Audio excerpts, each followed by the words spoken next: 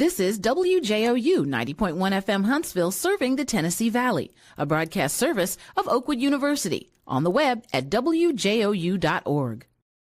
Good afternoon and welcome to Second Chance.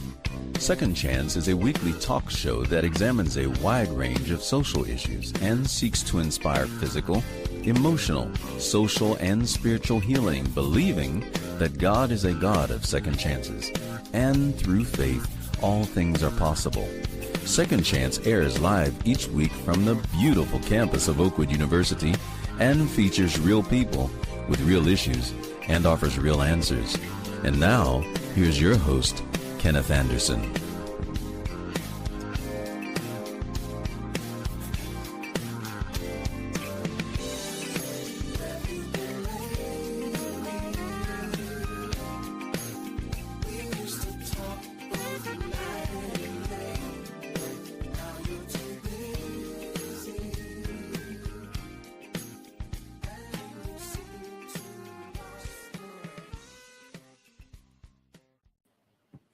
Good afternoon and welcome to the Second Chance radio broadcast. I'm Kenny Anderson. As always, delighted to be here with you for the program and the opportunity that we have every Sunday from 2 to 4 p.m. Central Standard Time to share information and perspective with you on the Second Chance radio broadcast.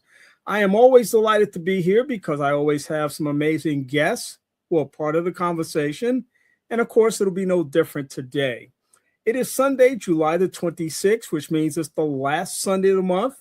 And we're looking forward to the opportunity to be able to share this great information as there's so much energy around the back to school movement. The big community awareness for youth event took place on just yesterday. There are all kind of backpack giveaways and school supply giveaways and go back to school giveaways happening. I know that our higher education institutions are anticipating what we hope will be record enrollments this year, especially at some of our HBCUs around the nation. And we're just so honored to be here in this space, of course. We have a bunch of higher education institutions and others in this area, and many young people getting ready to go back to school as well as others. So we're just happy to be here with you today. We're not going to hold things up too long, but we do want to welcome everyone who's listening this afternoon. Of course, there are people listening at WJOU.org. We welcome you to the broadcast today. There are people who are listening at WJOU.org, and we're grateful that you're taking this opportunity to be here with us as well. Radio station, internet, but we also have a live stream going on this afternoon, and we hope that you're taking advantage of this wherever you might be. If you are listening on the radio or the internet this afternoon, we invite you to hop on over to the live stream, and you can actually see what's happening and you can engage in the conversation through the chat function. We hope that you'll consider any one of those options on this afternoon. It's a beautiful Sunday afternoon. And of course, Sundays are for Second Chance. And for my first guest, who's up and ready to talk right now, I'm going to go ahead and introduce him to those who may not have heard him on my platform before. Vince Rountree is a national board certified health and wellness coach who is passionate about helping people with weight loss, diabetes, high blood pressure, and high cholesterol to reduce their dependency on medication, and the best part of all, to help get them off of those meds completely, not just partially, but completely. And I'm always happy to have him on the show because I have another 500 to 600 people that tune in every time he comes on.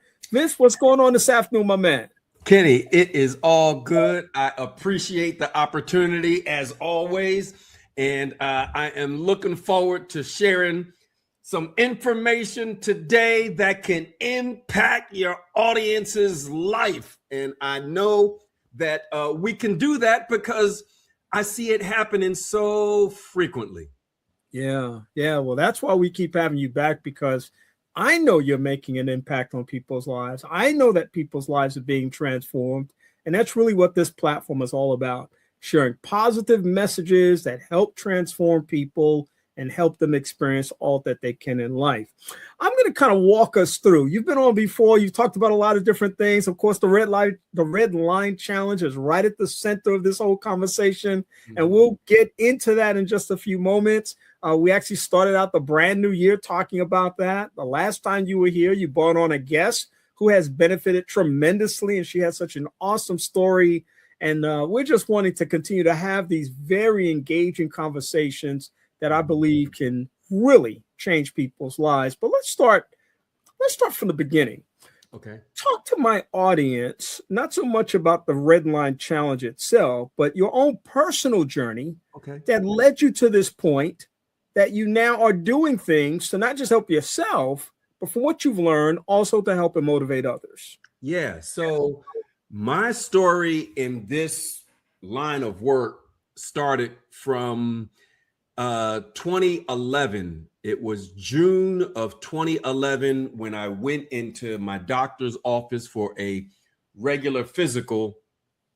And when the doctor drew the blood work and urine analysis and all of that, and when he came back to me, he said, your cholesterol is high. And my cholesterol kind of had been creeping up every year. So like, I wasn't like totally shocked. But when it gets over 240, that's like red lights start coming on when you get over 240. What the doctors will tell you is you want your total cholesterol to be below 200. If it's between 200 and 240, that's yellow light. Anything over 240 is considered red light. That's what they say. I would prefer people get it even below 200, but we can get into that later. But my total cholesterol was 240. And what was even worse is the bad cholesterol, the LDL, was 170.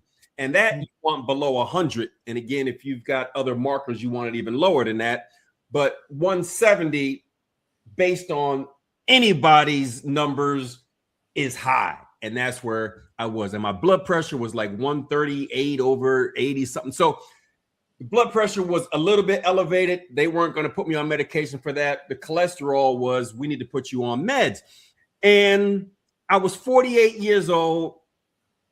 And I really felt like, okay, I'm kind of at a fork in the road. You know, am I going to go down this path of taking a pill every day the rest of my life? Or am I going to at least investigate to see what other options are there? And so I asked my doctor, what else can I do other than take the pill? And he literally didn't know. He told me it runs in your family, nothing you can do about it. And I know many people hear that as a response from their doctor. And I want everybody to know, if you've heard that response, know that that's not the whole story. That's not the whole story. It's what doctors have been trained to educate their patients on, but it is not the whole story. I have seen many people, not just my own, I've seen many people's cholesterol drop, glucose drop, and from diabetes, pre-diabetes or full-fledged diabetes, blood pressures drop. A lot of that is due to your food. And unfortunately, it's a lot of foods that we think are the healthy foods, but really aren't. Anyway, back to my story. Cholesterol high, blood pressure high. Here's a prescription to start taking pills. Nothing else you can do. And I went home that day and said, I believe in my heart that I could probably change the way I eat and that would have an impact. I don't know why I felt that, but I felt that strongly. And I was a dude that was pretty healthy. I wasn't overweight. I was not a guy that ate a lot of potato chips, and I didn't do a lot of sodas. I did the chicken and the turkey and the fish, and I really thought that I was a healthy eater. I really did. Just like millions, hundreds of millions of Americans, they believe they're healthy eaters, but my cholesterol was still high. Well, I started searching. What's the best way to eat to bring down cholesterol? Best way to eat to bring down blood pressure. And elevated cholesterol is an issue because you're at an increased risk of heart disease and stroke. So I put in, how do you prevent heart attacks? And it was when I started searching for that I found a doctor called Dr. Caldwell Esselstyn. And my undergraduate degree is in chemical engineering. So I like science, I like data, and I like primary research, and that's what I was looking for. Not just the headlines, but what does the data say? And Dr. Esselstyn told a story of his patients that he put on a whole food plant-based diet, and every one of them got better. And when you look at any type of research on medication, you never see results that everybody gets better. That just doesn't happen. I mean, you see like really tiny results, which on a big population makes a difference, but you never see results saying everybody got better. Esselstyn's results, everybody on his plan got better. So I said, I want to try this.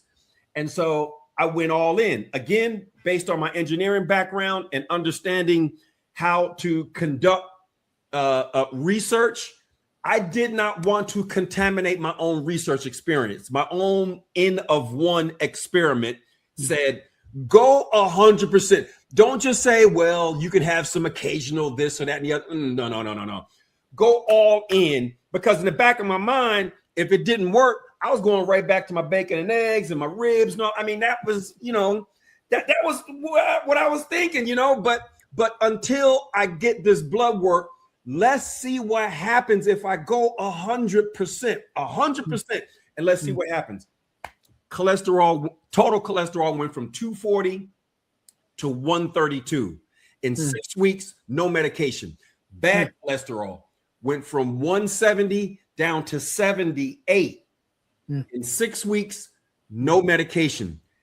And I was expecting good results based on, what I had read, but the black and white was like, now I guess I got to do this the rest of my life, because my body responded in such a positive way that I would be a fool to ignore it. So that was the beginning, and that was in 2011. And then fast forward to into 2014, the beginning of 2015. I was in corporate America, making a nice 6-figure salary, 5-figure bonuses, and doing decent, able to pay my bills, And we got a new vice president of marketing, and he saw my job differently than the way I was doing it. So I ended up taking a package. I left, and I was looking for work for about a month or two. And when I tell you, I received a calling on an interview. I'm sitting in this room with 4 people interviewing me. And when I tell you, I heard another voice tell me, you don't want this job. You need to share this message with the world. Wow. And when I wrapped up that interview, it was in Philadelphia. I was living in Atlanta, like I still am. And I got on that plane and I said, that's it.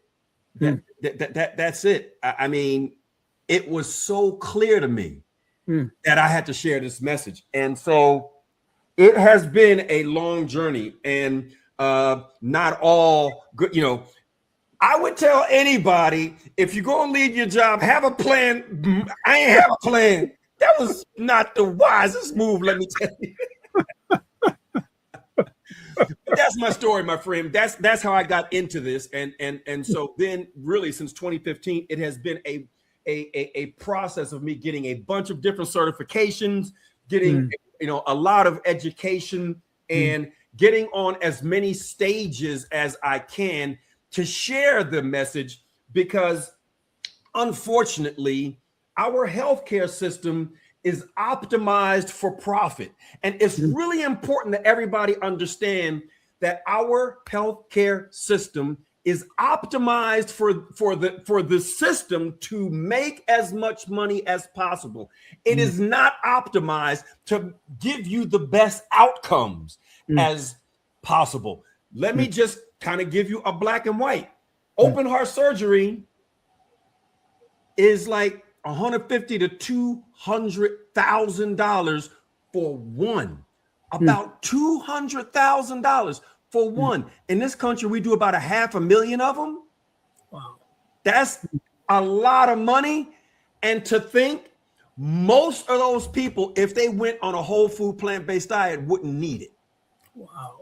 Now, do you think all of those people making billions of dollars, do you think they really want that to end? And so that's why I have so much respect for the cardiologists that are sharing this information. You and I met at a conference where Dr. Columbus Batiste, who is a cardiologist, is telling people to eat a whole food plant-based diet. It's like if everybody did what he said, he wouldn't have a job. Yeah.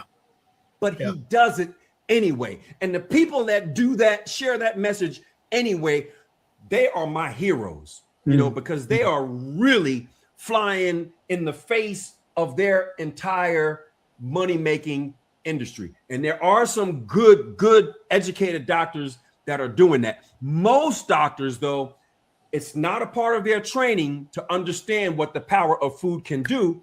And so they're just sharing what they have been taught. Yeah. And it is maybe a guarded secret in the general public that they don't get exposed to much in medical school.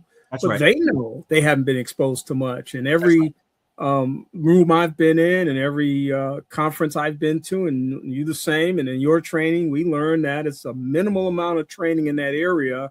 So someone else is going to have to do the heavy lifting. And yeah, shout out to people like Dr. Batiste and others who are leading that call.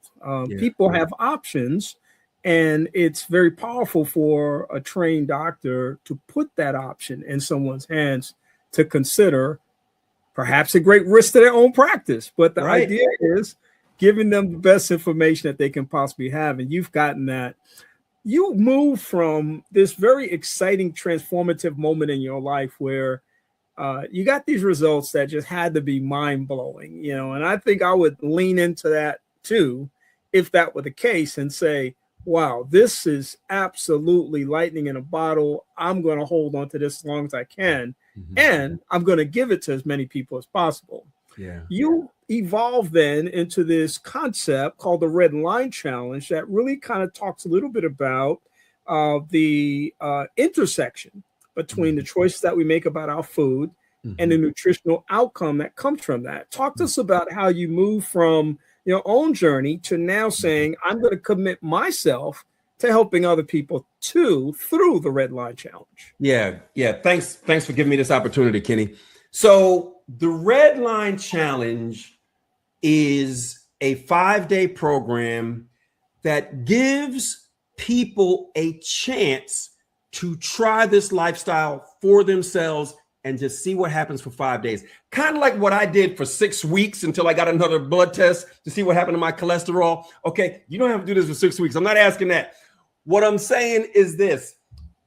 We all grew up, myself included, on fried chicken, on bacon and eggs, on ribs, on burgers, on pork chops, right? And listen, I mean, that's how we all grew up. That's how I grew up. And I love that food. We all love our food. And nobody wants to give that up. And so my response to anyone listening is don't. What my request is, give your body a chance for 5 days. I'm not asking you to do this for the rest of your life. What I'm asking you to do is try 5 days. Now, if you got weight to lose, here is my offer. Eat as much as you want. Don't cut back. Don't count calories. Don't count carbs. Don't cut back your portion size. And if you're not exercising, don't even start exercising right now, because I want you to see what happens when you eat these low calorie dense foods for 5 days, eating as much as you want. And I know you're going to lose weight. How do I know it? My Redline Challenge, we have run 19,000 people through the challenge. I have literally over 6,000 data points of people that at the end of the challenge, they submitted a form, how much weight they have lost in the 5 days while eating as much as they want. And the answer is, on average, people lose 4.2 pounds in 5 days without ever being hungry. If you wake up in the middle of the night and want to eat, eat. but I will explain what the foods are below the red line, and I want you to eat those foods and eat as much as you want. Now, that's weight loss. The exact same way of eating will lower your blood pressure if you got high blood pressure. The same way of eating will lower your cholesterol if you got high cholesterol. The same way of eating will lower your glucose level if you got diabetes or pre-diabetes. The same way of eating helps your body to fight cancer. The same way of eating helps to eliminate joint pain. We have helped people to reverse rheumatoid arthritis, reverse psoriatic arthritis, bring down osteoarthritis. The same way of eating helps to improve your digestion. The same way of eating helps to eliminate joint pain. So you see, if you try this all out for just 5 days and see how your body responds, that's the beauty of the 5-day Redline challenge, is that it is not a theoretical read a book. It's not just sit back and look at some videos. I mean, we give some good information on the 5 days, but what I want you to do is participate. We give you grocery lists, we give you recipes, we give you different pointers, and we ask you to just try this all out for 5 days and see how your body responds. Let's just see.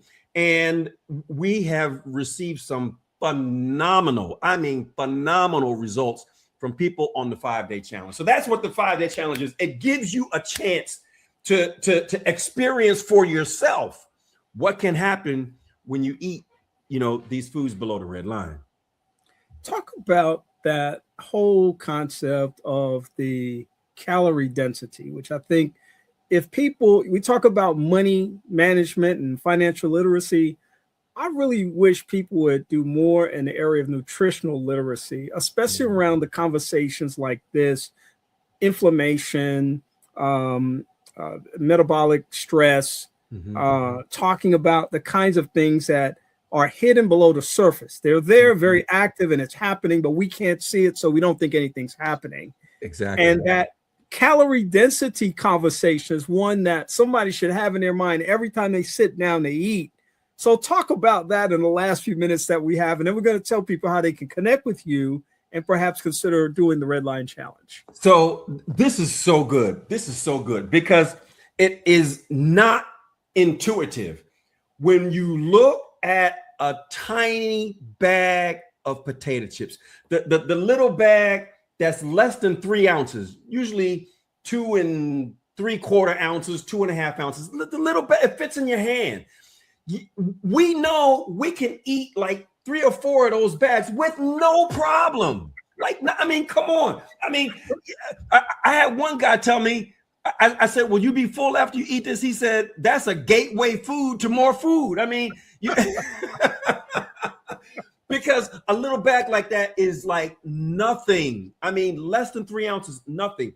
But it's 400 calories. 400 calories. If you wanted to eat 400 calories of cantaloupe, you would have to eat 2 medium-sized cantaloupes, which you can't do. You can't eat 2 cantaloupes at one setting. So you can't eat 400 calories of cantaloupe. Why? You're like, I had enough. But you can easily eat. And that's the concept of calorie density. When you're eating food, the chips have a very, very, very high calorie density. You eat a little bit of food, you got a lot of calories. Now your body's got to burn that. When you're eating fruits and vegetables, you eat a lot of food, but you're eating a lot of water. Water don't have any calories. And so you're full and you got a lot of nutrients and you took in very few calories. So the foods below the red line are fruits, vegetables, legumes, which is anything in a pod, like beans, lentils, split peas, chickpeas, soybeans, green peas, anything grown in a pod, and whole grains like oatmeal, like brown rice, those types of foods. And when you think about the beans, and when you think about the rice, and when you think about the oatmeal, how do you prepare them? Let's start with oatmeal. You put oatmeal in the pot, and then what do you add? Water, and then you eat the water. How you make rice? You put it in a pot, you add water, no calories, and then you're eating water. How do you make beans? You put it in the pot, you add what? The secret ingredient? Water. The more water you eat, not drink, the more water you eat, the more you get full on little calories. Water has 0 calories, but water has mass. Now that's critical. So on the calorie density chart, it's at the very bottom because it has 0 calories, but it has mass. So when you drink water, sure, but when you eat water, which is water either in the context of fruits or vegetables, or water that you have added to prepare something that is going to bring down the calories, but increase the mass of food that you're eating. And when you do that, you're full, but you've taken in very little calories. That's the secret of calorie density. And when you join the Redline Challenge, I will have a video that really explains that in detail with some examples, and it'll really bring it home. And then when you try it yourself for 5 days, you'll see the average weight loss is 4 pounds in 5 days without being hungry. Vince, we got about 2.5 minutes. I'm going to give you a chance to let people know how they can contact you, where they can get information about the Redline Challenge. And I'm going to, of course, make the commitment that Vince will come back again and he'll share more information. We'll make sure that people continue to learn about this opportunity to transform their lives. How can they learn more about this? So you can follow us on Facebook and Instagram at The Food Fixers. The Food Fixers. You can follow us on Instagram, follow us on Facebook at The Food Fixers. To join the Redline Challenge, it's redlineticket.com. Redlineticket.com. Redlineticket.com. And you can find me personally, Vince Rountree, on Instagram and on Facebook as well, and on LinkedIn. I mean, you can find me there as well. And I love talking to people. You know, this is a message that is in my heart. I have literally been studying the link between chronic disease and reversing it with nutrition and other lifestyle for the last 15 years of my life. And I have been implementing this, sharing it with many people, and watching people get better, watching people. Man, we had a lady who was on diabetes medication for 20 years. And within the 5 days of my challenge, her low glucose alarm went off to her doctor. When she explained what she was doing to her doctor said, stop taking your medication because your glucose is going so low. You need to stop taking your medication. 5 days. And she had been taking medication for 20 years. And so that's why I get so excited about this, because I know it can make an impact in your life. And unfortunately, doctors aren't trained on how to use nutrition to reverse chronic disease. But I have. And so you reach out to me and I will help you to lower all of those levels if they're elevated, and have you have a good time in the process, because the food is also delicious. Vince, I am energized. I'm already committed to the lifestyle, but I'm even more committed. Every time I hear you talk, I think about opportunity and possibility, and you've created an opportunity for people to experience that today. And I thank you. Vince and I, of course, have an extraordinary opportunity that's coming up on August the 8th. We're going to be sharing a stage in Troy, Michigan. And Vince, of course, is going to be talking about his passion. I'll be talking about mine. And I look forward to seeing you very soon in that particular space. In the meantime, until the next time, we look forward to hearing from Vince Rountree on a regular basis, because we don't just wait till the first of the year when people are making those resolutions. We want people to make investments throughout the year in the context of their health. And so, Vince, thanks for joining me this afternoon. Thank you, my brother. I appreciate it. And I will always take advantage of this opportunity whenever you want me back. I love to share information with your audience. The invitation is coming. Talk to you soon, man. All right. You take care, Kenny. All right. You too. All right. Bye. What a great way to start our conversation this afternoon. Vince Rountree joining us. You know, Vince brings so much energy and enthusiasm to the platform. I so appreciate him. He's a national board certified health and wellness coach who's passionate about helping people with weight loss, diabetes, high blood pressure, and high cholesterol, and is committed to reducing their dependency on medication, which is the great part of the story. And I love being able to share his perspectives on a variety of things. He's got that Redline challenge. I hope that many of you will take advantage of that. We'll have more information forthcoming in the very near future. My next guest is up and ready, and I'm happy that he's here this afternoon because this is a segment that we started earlier this year. It was called, actually we started late last year, and this is the first full year that we're doing quarterly segments, but it gives us a chance to highlight the work that's being done on the ground here in the Huntsville-Madison community and beyond now, because they're in so many different counties. But Habitat for Humanity of the River Valley, I have with me this afternoon the CEO and president of that organization, Jeremy Foulks. He joins us once again.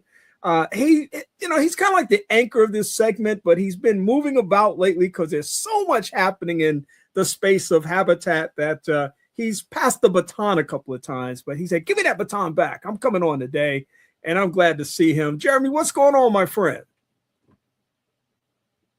You're muted. There we go. We're so busy, I didn't realize I muted my microphone. We're staying real busy. I appreciate Chris jumping in for me a couple times there, but I'm glad to be back on the show. But we're doing really well. How are you doing, Kenny? I'm doing great. You know, the summer, I was just saying at the start of the show, is just about over. Yesterday was Community Awareness for Youth, the big back to school event. That's always like the signal to say, get ready, Huntsville City, Madison City, Madison County schools. Your kids are about to come back or go to school or get out the house or whatever you think about it. Perspective matters. And then, of course, the higher education community is about to open up its doors once again. And this is not just locally, this is nationally, it's internationally. So this is that time of year where people start moving back into that space, and you kind of look behind you and say, where's the time gone? This is the last Sunday of the month. And we're talking about moving rapidly into the month of August. And then, of course, you know what happens then? Thanksgiving, Christmas, New Year's, and then a brand new cycle starts all over again. So great to have you here today. And I know there's a lot going on with Habitat. We're going to talk about some specific things that are happening on the ground to get people plugged in. But just to start the show out, there may be some people who need to be familiar with just the general concept of what Habitat is and what you provide for our community. So give us the Cliff Notes version, a little high-level overview of Habitat.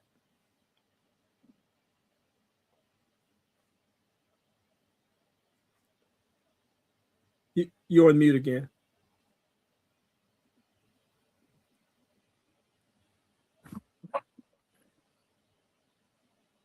Try that again. Can you hear me? Yes.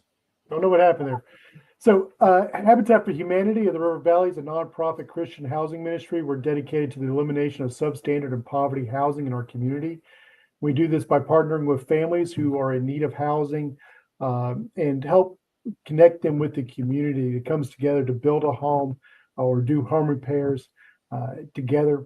We prepare that family for home ownership, and then we sell that home to that family. And we do that with in-house with a 0% interest mortgage that they pay back for the cost of building the home. If it's a repair program we're doing, again, it may be financed. It may come with a loan product. Again, 0% interest. It won't exceed the cost of building that or doing that repair. And that way we keep people in their homes. So our mission is to bring God's people together to build homes, communities, and hope. And I think it's the best mission statement in the world.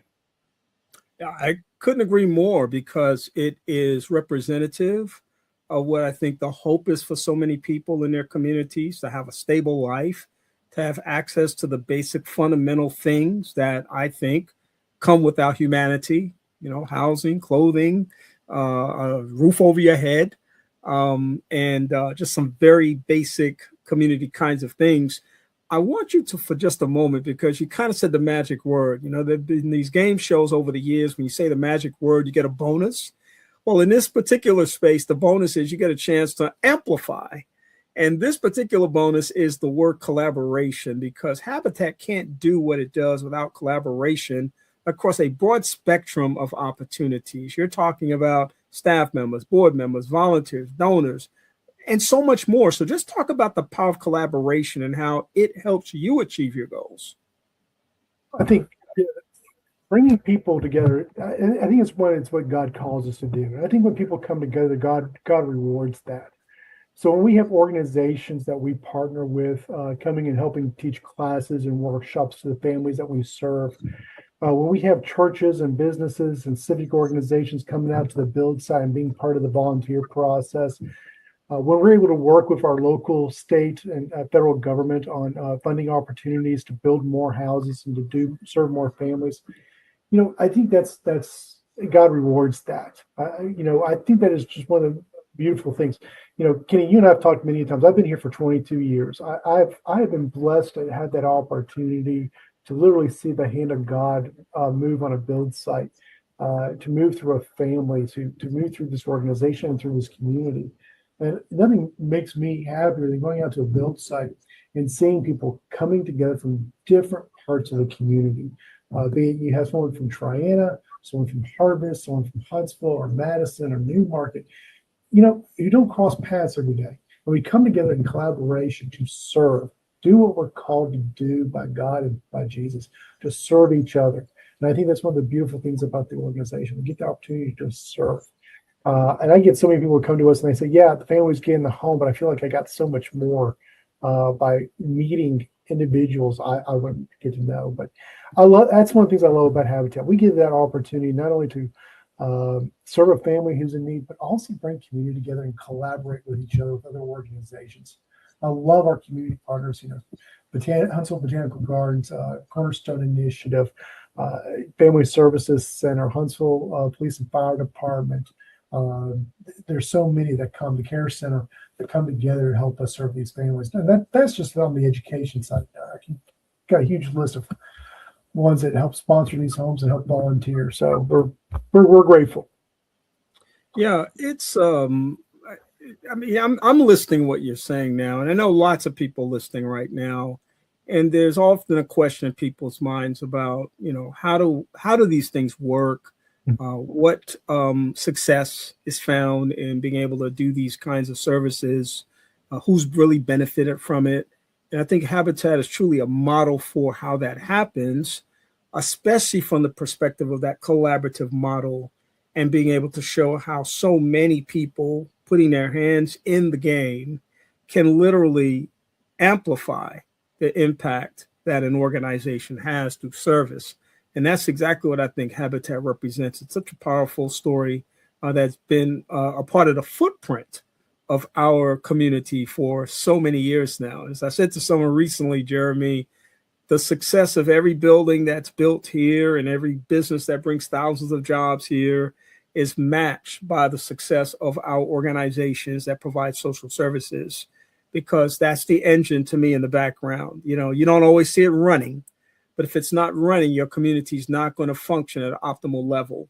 And consequently, you're going to have major challenges because of that are going to then impact those construction projects and those jobs that are coming into town. And so that alignment is so important in this process. And I'm so grateful for Habitat. As I said, lots of things going on, but let's start with the home repair projects program, the initiative there that Habitat spearheads and does so on behalf of our community. We've got an amazing team here that has put together a home repair program. A few years ago, we were able to receive some seed money to start that up. And what we do is we do minor to moderate home repairs and energy efficiency work. And so we went out and we've done about almost 60 of these home repairs now in our community. That's Limestone, Madison, and Jackson County. And we've been able to build that and actually create a separate program or a new program strictly for veterans. So we actually, on Thursday, we're doing our first veterans home repair project, and that's funded through the Home Depot. And we've gotten funding to do probably about 8 to 10 of those projects for those who have served our country. And being the 250th anniversary of our country, I think this is just great timing and for us to start that up. But the home repair program, I think the thing that I'm excited about that is what it does. It actually serves a couple of different purposes. One, we're going to go in and we're going to help a family or an individual who has a home, and we're going to try to help them stay in that home.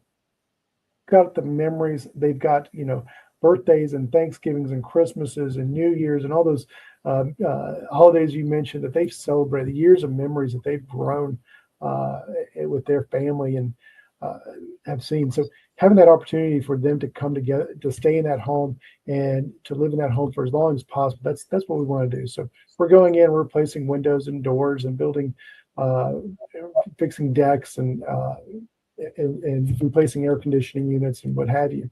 Especially in this heat, that's important. We're only taking applications right now in Jackson County for the home repair program. That's where we have some funding. But for the veterans program, we're doing Limestone, Madison, and Jackson County. So, and if people are interested in applying for that, they just go to our website, habitatrivervalley.org, and then click on the home repair program. Again, the repairs are done on a sliding scale. So whatever it costs us to build it or to fix it, that's what you pay back. But if you're very low income, you may not pay back anything. If you're a little bit higher, you'll pay back a certain percentage. So we try to, we do that at 0% interest over 5 years. So, and the only requirement we have is you stay in that home for those 5 years. So you can have that forgiven. And then the Veterans Repair Program, that's actually due to that grant being from Home Depot, that's free to the veterans. They can apply again at habitatrivervalley.org and click on the home repair option, and there's a little section for veterans. So we're just excited to bring that together. It gives us another opportunity to serve families. So you have our home ownership program, you have our Bridge Home program, which is a program that we have for non-habitat families trying to get into home ownership, and now we have this home repair program that we're offering. So we're giving more opportunity to serve this community, serve those that are in need.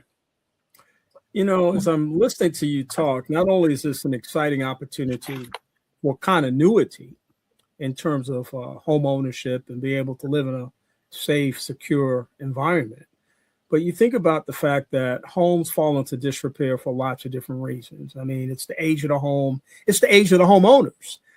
It's a disability issue. It's in some instances, it might be a deployment issue, a person that you kind of counted on to be that person to make something happen is not in place at this time for one reason or another. Deployment is one of those reasons. It could be, any number of things, economic challenges that come as a result of that. So I'm just thinking about the joy that must come. And then we factor in the veterans piece, the people served on that front line, the people who have allowed me for so many years now to be able to sleep safely at night and not worry about this, that, and the other, who come home after serving or continue to serve, and they're just transitionally. We're able to now do something for that population and others as well. And to me, again, going back to what you initially said about being the eyes and the hands of God, the feet of God, the heart of God, this is exactly sitting at the core of that to me when you start talking about these kinds of things, because our home is still our greatest asset, and for most people, be our biggest expense. And so in the context that also sets up generational wealth, something that you have to pass on to the next generation, you got all these, extraneous variables that kind of pour into this process that you've committed to. And again, it comes through support from people in the community who invest in Habitat and volunteers who come on board. This has to be extremely exciting for you, as well as those who participate and those who benefit from this process. It is.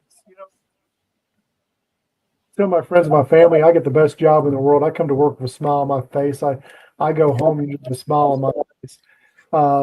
Last Wednesday night was an exciting night for us here at Habitat. We brought in 8 new families into our program. We just had an application process for Madison County back in May. Those applications got approved for these 8 families. And, seeing the joy on their faces, one was actually out in the resort today starting her sweat equity hours up. And she's just so excited about the opportunity to get her and her family out of the situation they're in and into the home. There's something to be said about having and again, going back to being able to serve, and I see our volunteer spaces. My church came out last Saturday and volunteered out on a village site, and I went to church yesterday morning and had a couple of people brought up to me that they were just ecstatic about that opportunity of being out there and getting to know Ginger and her family that they were building for that day. Being a part of something to that not only just lifts that family up, but lifts this community up, to be a part of that, be it through a financial gift, be it through volunteerism, or whatever other means it is.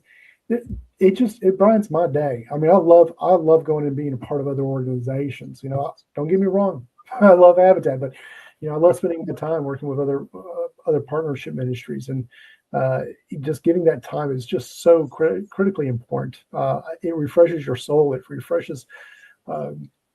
It really brings perspective to your life, and so I just, gosh, come on out, volunteer, be with Habitat or another organization, and get that spirit. So, yeah, it's very rewarding to do what we do and to have volunteers and the donors and the people we collaborate with.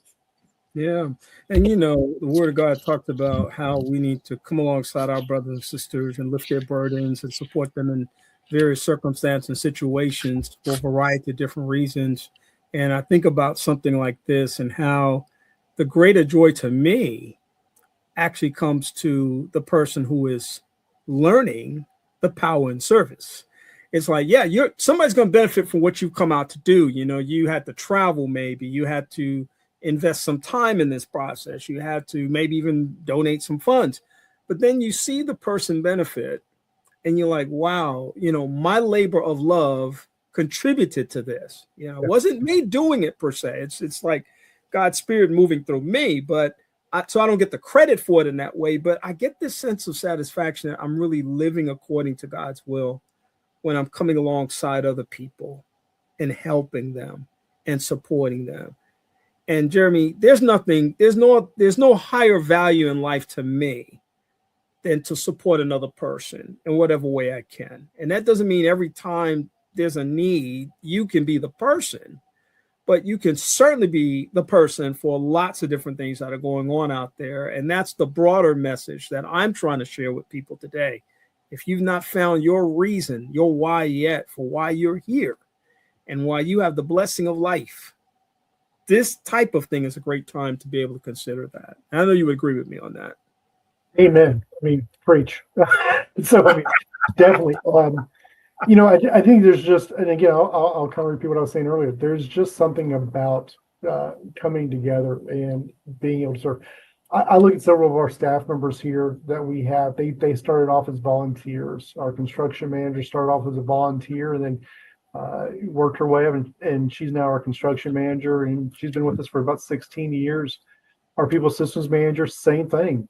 Moved back home from Atlanta, and has started to volunteer, and then just kind of got into the groove, and she actually oversees our volunteers now. So we're very blessed by that. Being able to walk with each other, and again, it goes back to what Christ calls us to do.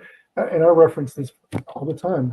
Christ said there's two great commandments. When he was asked, what is the greatest commandment? He says, greatest commandments. First one is to love thy Father with all thy heart and all thy soul, and that all we are. And the second, equal to that, is to love thy neighbor. All the laws and prophets are built upon that. And I think one of the things I love about that verse is there's no buts, there's no and, there's no if. Love thy neighbor. Regardless of faith, regardless of race, regardless of ethnicity, regardless of gender, regardless of politics, regardless of any of that. And, when we talk to our staff, when we're bringing staff on, or we're bringing key volunteers on for committees, or even conversations we're having with potential board members about this organization, that expectation that we have here, we leave the politics out there. You just leave it out on the street. Don't bring it into the parking lot. Leave it out there. If you're not here to serve in partnership, in relationship, in collaboration with each other, well, this probably is not the best place for you. I hate to say that. Our ministry is built upon that partnership of us coming together. Do we have differences? Yes. But seeing people come together and work together. And again, we're not the only ones in town doing it. Habitat does a fantastic job of it, but there are some of my brothers and sisters out there that do a great job of it as well. And just going out there and putting yourself, follow your heart. If you've got something that you're passionate about budgeting, go over to Cornerstone Initiative. If you're passionate about food insecurity, go over to Manna House or get involved with your church's soup kitchen or food pantry. But find that passion and work with your brothers and sisters. Walk with them and walk with those individuals that are coming to you. Kenny, I'll end up this little segment on this. When my daughter was born, she had a milk allergy. We had to do formula, and you starting off, you're in your just trying to get in your prime and get going with jobs. And my wife and I are both working. I think I actually was working 2 jobs. And we're struggling to pay the daycare. We're struggling to pay the bills. We're doing what best we can.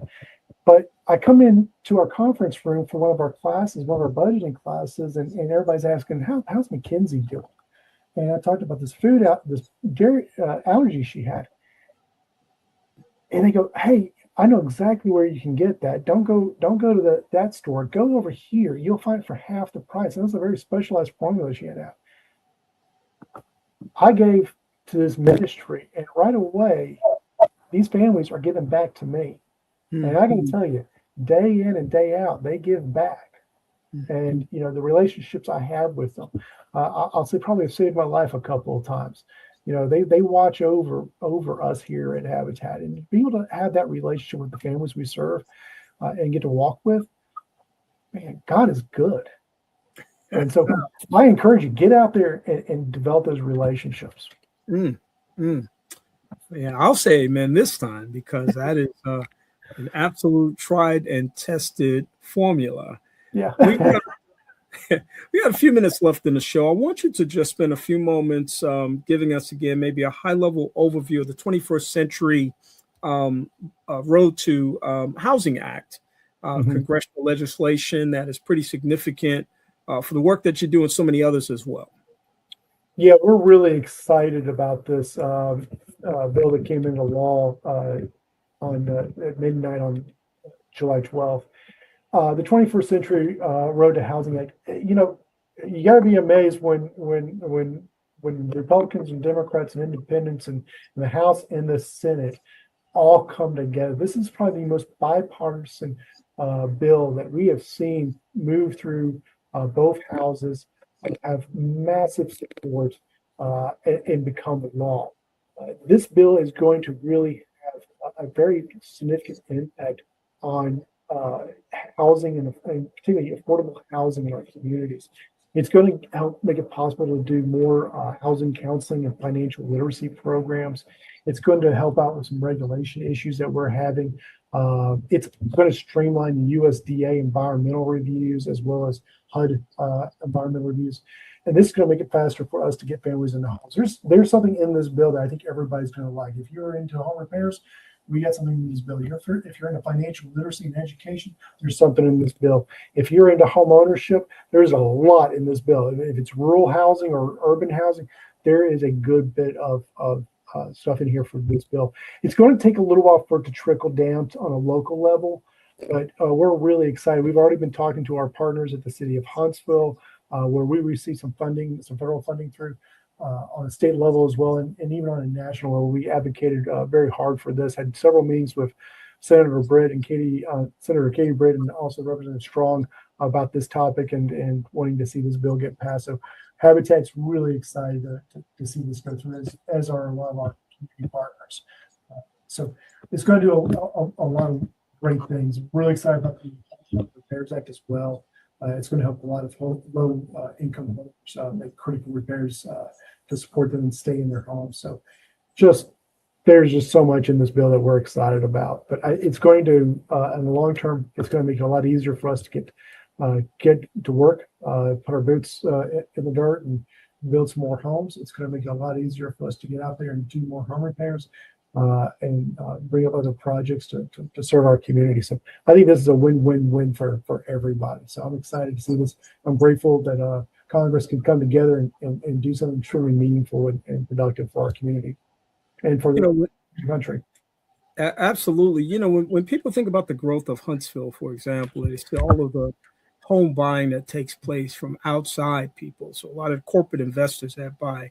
I notice this bill has some restrictions on that type of activity that can have an impact in a positive way on the bottom line here in the city of Huntsville. Your thoughts? I think, again, where we're seeing some changes, some of the regulations, there's some real challenging regulations that were out there that were going to cause some difficulty. They causes delays in being able to get out there and do the work. I don't think you're seeing anything being thrown away. We're keeping good regulations in there that are going to keep the homes safe. We're going to make sure we're building where we're supposed to be building.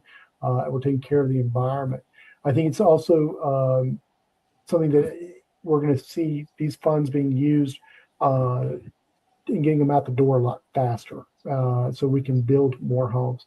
The City of Huntsville currently partners with Family Services Center and Habitat for Humanity using home funds, for example. I'm hoping they will allow us to do more and move faster with those projects. And we're excited to. We think that we've had a great partnership with the City of Huntsville going back nearly 20 years with those home funds. And so we're excited to continue that, and we're hoping to see that grow and hopefully make those funds go further.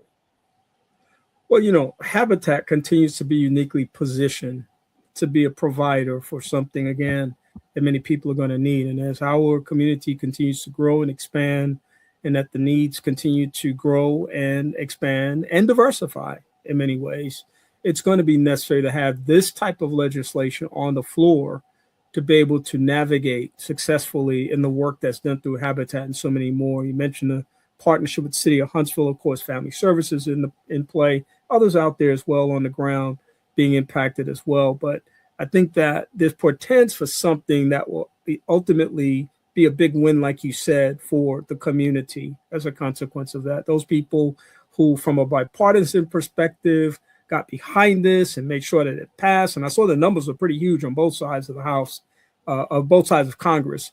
But and that's very promising because, like you said, that is kind of uncommon in our society today.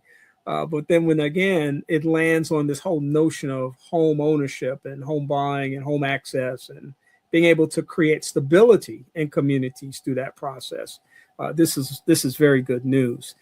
Jeremy, we've got about a minute and a half. I want people to know how they can learn more about Habitat. We mentioned things like volunteering, donating, and more. So how can people dig a little deeper after this conversation and find out a little bit more about Habitat? So easiest way, go to our website, Habitat. So find us on Facebook, Instagram, LinkedIn. And then you can always call up your 256-533-2282. I tell you, one of the hidden gems in this town is located here at our building, corner of Pratt and Washington at 400 Pratt Avenue Northwest, and that's the Habitat Restore. You got to come visit it. If you are making some changes to your home and have some materials you want to drop off for donation or need us to come pick them up, we'll come out there and pick them up for you. And if you're looking for flooring, or you're looking for furniture, you're looking for building supplies, come visit us at the Restore. I think you're going to find a great deal. At the same time, you're going to be help us serve this community even further. So, and again, that's at 400 Pratt Avenue Northwest in the corner of Pratt and Washington. Come visit us. Come volunteer. We've got 4 houses going up right now. We're looking for more volunteers. Again, we have home repairs going. We've got our first veterans home repair. It's going to be out in Jackson County on Thursday. But we've got more we're lining up. So if you want to get engaged, give us a call. Let's get you taken care of and get you going. Yeah, ditto on a visit to Restore, folks. It'll blow your mind. I mean, you haven't seen anything yet. And you just need to drive on over there one day and just kind of look around. You don't even have to have a specific mission. Just go by and what's this Restore that they're talking about and just wander through. And I guarantee you'll be amazed. There's no question about that. Jeremy, folks. Yeah, let me throw a quick shout out. We got the Arts and Sustainability program also in that Restore. We have an art gallery in the Restore. We got a show going on through the end of the month. Come visit it. It's a beautiful art show. And just not what you would expect when you walk into the Restore, but come visit us. Yeah, it's first thing you see, right? It's on the right-hand side. Right-hand side. Come on in. Yeah. Go right on in, folks. I'm telling you, listen, Restore. That's what you need to search to. and you can need to find out as much as you can just by going there. Don't just read it. Go there and see. You pass Washington and Pratt all the time, folks. Pass it all the time. Don't pass it the next time you go by there. Stop in. Plenty of parking spots. If you want to grab a sandwich next door at Sandwich Stop, go ahead and do that. But definitely check out Restore. Jeremy, he is CEO, president of Habitat for Humanity in the River Valley. Just such a pleasure to be able to have him here today. Always a pleasure to be able to talk with him. We'll look forward to our next conversation sometime later this year. Thank you, Kenny. God bless you. Have a great day. Thank you, and likewise, man.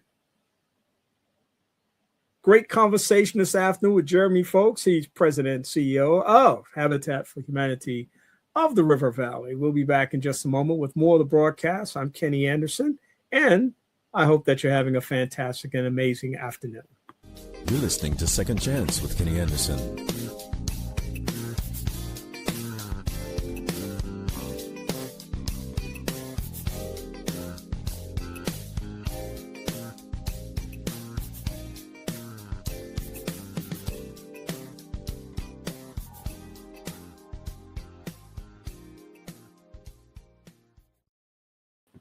Welcome back to the broadcast on this beautiful Sunday afternoon, Sunday, July the 26th, the last Sunday of the month.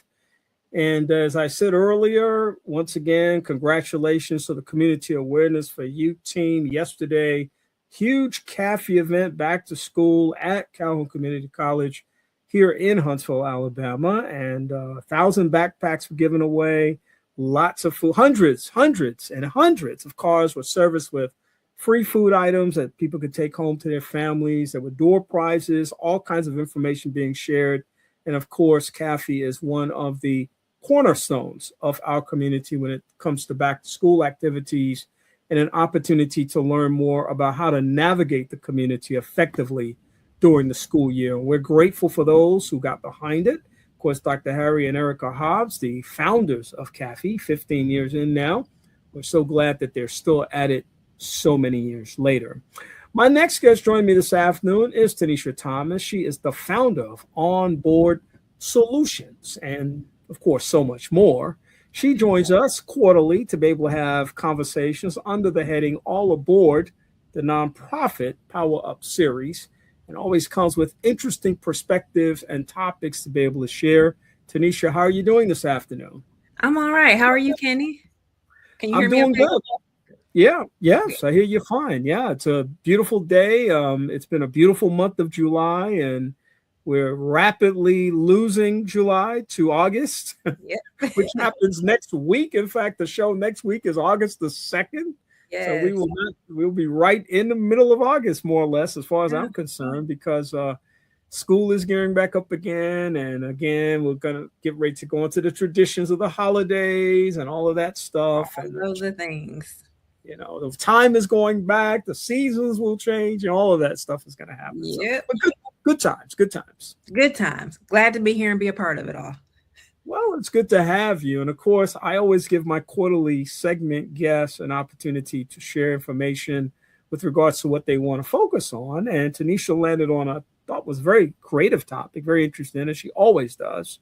It's halftime, the mid-year check-in every organization should be doing right now. So we'll give them about 30 seconds, Tenesha, before we hit them hard, but we want you to get settled right now. You're leading an organization. You're a part of an organization. You're volunteering for an organization. You're supporting one through your donorship or your sponsorship.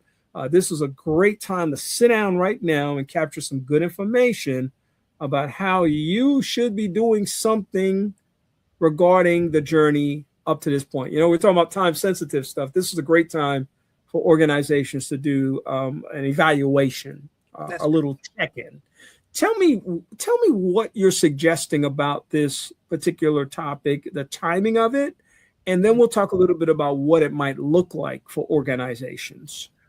Okay, the timing of it is traditionally I see and have been a part of organizations that look at the summer as kind of a downtime. And I think sometimes that can be to a detriment. because in that downtime is the time where you really need to kind of amp up for the second half of the year. Like you just said at the beginning of our segment here, that, you know, we're chipping away at it. We're, you know, fast forward into August, my mind mentally is in September. And so we are blazing through 2026. And so a lot of times organizations tend to fall off and slack off in the summer. And then they come back August, September, and it's like, oh my God, we got to catch it. We got to do all the thing. And so I challenge organizations to kind of take that downtime as a mid-year check-in, kind of like a preventative maintenance. So don't wait till the check engine light comes on. You know, you got to get your yearly service. Take this as an opportunity to position your organization, strategically position your organization to be able to finish out the second half of the year as strong as you began, or as strong as you might have wanted to. Maybe the first half didn't go as you planned. So now's the time to kind of recalibrate and look at what worked, what didn't work. But don't take this opportunity to just kind of fall back because things slip through the cracks, and you don't want to come in the second half of this year trying to play catch up, and then because that momentum will lead into how you go into 2027 as well. You know, it's interesting as you're talking, and so many things popping around in my head right now. I'm trying to cover as much of them as I can. But you immediately made me think about the performance evaluation that many people go through, the annual performance evaluation. And oftentimes with a performance evaluation, people will have it, let's say at the end of the year. Yeah. It will project towards the next year in terms of what's going to happen. And I'm going to say, I don't have any quantifiable data right now. I'm going to say over half of the people who had that evaluation at the end of that year don't really review much about their experience until that next evaluation year later. Yep. It sounds like organizations might be guilty of the same process, that they go into the new year and they got the strategic plan maybe, or they got these ideas and things going on, but they don't really have checkpoints along the way. They don't have that master middle of the year check-in. And then they get to the end of the year and it's kind of like, oh my gosh, what do we do? Right. Or what didn't we do? So is that kind of the space in which you're suggesting companies need to be more mindful about and responsive to? Yeah, I think that's a part of it. Also, I think that as well as timing, you're right with the performance evaluations, being a part of that and being on the end of the one that, you know, has given those evaluations. It is kind of amazing that, you know, in receiving them as well, you get them and it's like, whew, got through it. And then you go back same time next year and then you just all over again. But for organizations, especially nonprofit organizations, is really a detriment because what it does, it perpetuates this endless loop of the struggle, like always having to, what do we got to do? We got to search for funding. Which you do, but there's not that sense of urgency or like the wick is lit at the end of the TNT stick and you're just, oh my God, what are we going to do? And so I look at this as a time for organizations, while you do have downtime, while they're not all of the galas and the things traditionally that go on towards the end of the year, while that's not happening, position yourself right now. Take some of this breathing space. Yes, have a vacation, take some time off, do the thing, pour into you as a human first, always, but also pour into the organization as well to position yourself so when you come back, you're not playing catch up. Things have a domino effect in the nonprofit world. And once those dominoes start rolling, it's very hard to try to stop that momentum. And so I'm looking at this as a positioning of, like you said, for strategic plans. And a lot of the strategic plans that I do, I purposely build in checkpoints to force people to have to go back to the plan throughout the year and not just, once a year or once it's over with, oh my God, we need a new one. What did we do? That's not the time to review it. When you get to the end of it, when you get to the mid-year checkpoint, you should have a quantitative tangible enough bucket of things to be able to gauge what worked, what didn't work. And so this mid-year check-in forces organizations to do that. It forces you to sit down, look at what we've done since January 1. How did Q1 end up? How did Q2? What are we doing? Is it tracking? It's going. And I have a series of questions that I hope we can get, at least if we don't answer them, we can just get through, but at least 5 questions that organizations should be asking themselves during this time of year to position them to end 2026 strong. Well, let's do that. Let's ask those 5 questions if you have a chance or ability to do that. But before you do that, I just wanted to affirm that one of the takeaways from this initial part of the conversation for organizations, you've got people listening this afternoon, or you maybe even letting people know they should be listening this afternoon. And you're capturing this very valuable suggestion that in the very beginning of the year, this is a moment that shouldn't surprise you. This is a moment that shouldn't be reactive. This is something that you need to build into the planning process so that you're aware 6 months in, 6.5 months in, you're going to have this moment to be able to reflect. All right, Tenesha's got some questions that you absolutely need to ask as a consequence of this process. Let's see what you got. Okay, so the first question is, and I have to look at my notes here, but and it's relating to the alignment of, so mission alignment. The first question is, are we spending our time on what matters most? So a lot of times organizations go off the loop. They go off of the blueprint, off of the plan, and they get, tunnel vision or experience mission creep. And now they're focusing their energy on things that don't have anything to do with their actual mission. So sometimes you need to stop, post check, and ask yourself, are we spending our time, our valuable time and or resources on what really matters most right now? So are the priorities still aligned with the mission? How are we tracking? And that's when I said those things that you're doing throughout the year, you should have some type of tangible process of recording, whether it's through meeting minutes, or, if your supervisors give in like a weekly report or a monthly report, whatever you do, there should be some type of data gathering so that you can culminate it and sit down with it and see what's working. It should be a snapshot of time. So that's the first question that you should be asking yourself. And Kenny, if you want to chime in the middle of any of these, feel free. Yeah. And I'll go to the next. Or if you want me to just power through, I can power through as well. No, don't power through. We got plenty of time. Let's walk through this because this is so important for people to learn. And you touched on something there, and I just want to highlight it because I just had a big conversation the other day about meeting management, and I do a presentation called "Oh No, Not Another Meeting," and I talked about how woefully unprepared people are before meeting. They don't get an agenda. They end up coming to the meeting unprepared, not knowing what their role is in the meeting. And if you ever go to a meeting, you should understand what your role is in that meeting.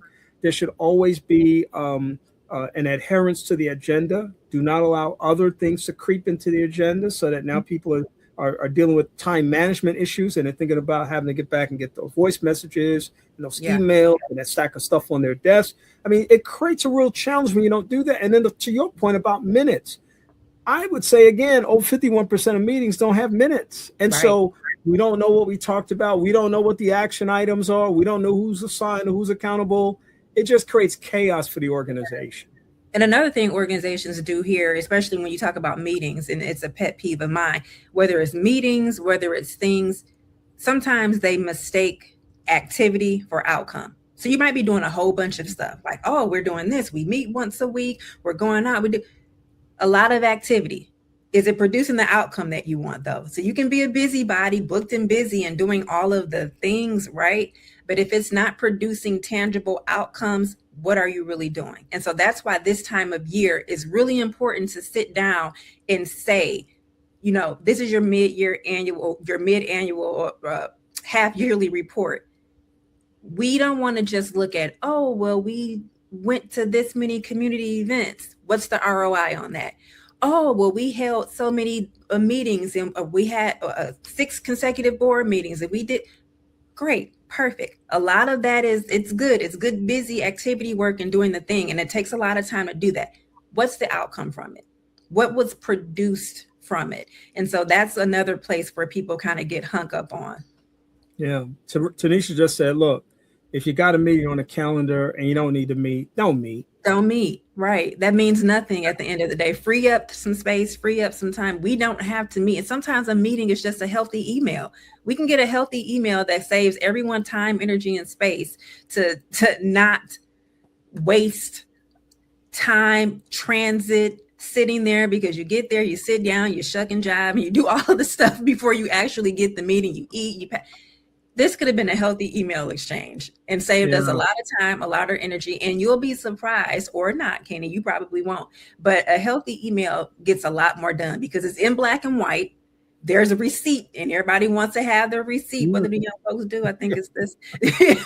Everyone produces receipts And so you're more accustomed to, follow through what you said on that email chain, and you kind of have that trail of proof of things instead of just kind of sitting around talking over Taco Mama. Yeah, that's good. That's really good. Yeah. Give us number 2.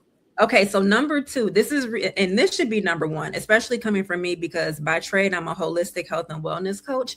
And so leadership health, your organization's leadership, are the leaders leading intentionally, or are they just leading by reaction? So if the board says, we need to be doing this and this, and are you just reacting to it, or are you leading authentically? And I'll take it a step further with leadership health. Are you even healthy enough to be in a leadership position right now? Sometimes you have to do this first. And I'm all about human first leadership. That has been my thing that I've adopted over the past couple months, and it's embedded in everything that I do. Are you even in a position right now to lead? Like, what's internally, are you able to carry a load and lead? Leading is a heavy thing. It's unseen. It's not a tangible bucket where you can see, oh, there's a lot of bricks in there. Leadership weighs in on your psyche, on your soul, your mental, your physical. And so I want leaders to check in on themselves and make sure you're okay first because the health of you really determines the health of the organization as well, right? And so check in on the leaders. Are you leading with intention? Are you leading based off of the goals and the mission and the vision of the actual organization? Or have you just drifted somewhere and now you're down a road and you don't even know how you got there? And so you need to kind of come back and make sure that not only you as a leader, your leadership team. What is your leadership team? They are tributaries of the leader. Is your message, is there consistency there? So are you saying one thing and then your leadership thing is relaying something else to the team? Are we making sure that there's no gaps and just room for stray and creep, where everybody's looking, well, she didn't say, I don't know what. So make sure that your leadership, from the leader, from the board, from your leadership team, everyone has to be singing the same sheet of music. Otherwise, you got a bunch of organized chaos. Yeah, that's good. Wow. I love that. And I think that if leaders and organizations adopt such a strategy, they would be so much better served as a consequence of that. So that is awesome. What's your third? Every time I work on a plan, I make sure that I'm checking on the health of the leadership first, because we can make a nice, pretty, shiny plan, but it's nothing if we don't have healthy leaders to fulfill it. Okay, so number 3 kind of goes into the finances of it all, right? So this is a question that, if I hate to bring up COVID, this is the question that everyone should kind of have ingrained and be asking themselves monthly, not just mid-year. If something changed tomorrow, are we ready? How adaptable are you? How ready for impact? Are you ready to embrace it? How fluid are you? Are you what if A then B, then B then C? What's your plan B, C, D, E, F, all the way to Z? Like, what's your revenue? Like, how can you sustain if funding suddenly froze? And it's not suddenly, it's happening. Companies are really being creative and reinventing the way that they're donating. So giving looks a lot different these days. If your revenue stream starts to take a fold, is your organization ready to pivot with it? And how will you sustain? How are you stewarding that donor relationship? Right now, donor relationships, it looks a lot different than, what it looked like years ago. Donors are being selective, and you really need to be the shiny bell whistle thing that they're wanting to attach their red wagon to. They don't want to hear from you when it's time to write a check to be the gold sponsor for the yearly gala. Where have you been the other 12 months? They don't want to hear from you when it's, oh my God, that we're experiencing a budget shortfall. Well, let's see, they already gave once. Let's squeeze them again. If every time you're calling me and I'm a donor, it's to ask me for something and I don't know and I'm not plugged in with you, I am going to be a little bit reluctant. And so back to the original question, if something changed tomorrow, are we ready? And if we're not, let's get ready. And this is the time to do that while you have this free downtime. And you should be thinking that question, not just me a year. That's something that should come up every month. Yeah, I'm listening to what you're saying, and I know that that's one of the fundamental mistakes that companies make, that they only engage their customers when there's a need or they're reacting to something. And even to the point that you made, which I thought was a great point, not being connected to somebody, but asking them for something. even in those instances when you are connected to someone, there's a delicate balance because you don't want to make somebody feel like as if they're your meal ticket. And every time that there's a need, I know they're going to come to me and ask me. Now, if you're willing to do that, and I know people that are at times, if you ever have a need, I'll write off the rest of it or whatever. There are people out there that are far more than willing to do that. And that's a beautiful thing. But it should not be taken as a corporate measure for success. Right. We collectively come together and discuss it as a board or a staff. And this is what we're going to do. We're going to write down a list of the 5 to 6 people that gave, in a significant way earlier this year and see if we can squeeze just a little bit more out of their pocket. And that squeezing shouldn't come from the bottom, but it shouldn't come from the top either. So it should be a balance in that. And I love the way you characterize that because a lot of people don't understand that. A lot of people don't get that. So companies definitely need to stop. And the giving, the donor thing from years ago, I've been in this, my first full-time job was in 1980. So, I've had the benefit of literally seeing a time when you would ask and get to a time when you'd ask and you might get to a time where you may not get because now there are all kinds of different models and systems and processes that are going on in the giving space. And they're organized. It wasn't a community foundation back then. Right. If there wasn't, United Way was there, but United Way had a international net that kind of folded down into the local level. And so much is different now than it was then. And people have to think about that. And so that mid-year thing, again, I think is so important as you bring that out. Let's go with number 4. Okay, number 4, and this has to do with your board. Is our board helping us move forward? Now, I'm glad we are online and I can't feel the tomatoes being thrown at me from the audience. But board engagement it's like my Achilles heel. It is okay. You got to reevaluate your board too. And the board is there for a purpose. And you have to check and see if that purpose is being fulfilled, right? Because sometimes the very thing that's put there to provide the oversight to help push the thing along is the very thing that's keeping you stagnant. And I talk to a lot of leaders, and one thing's for sure, Kenny, and 2 things are for certain. There's usually someone or a group or some type of clique on the board or a pocket entity of the board that is a source of contention for the CEO and or executive director.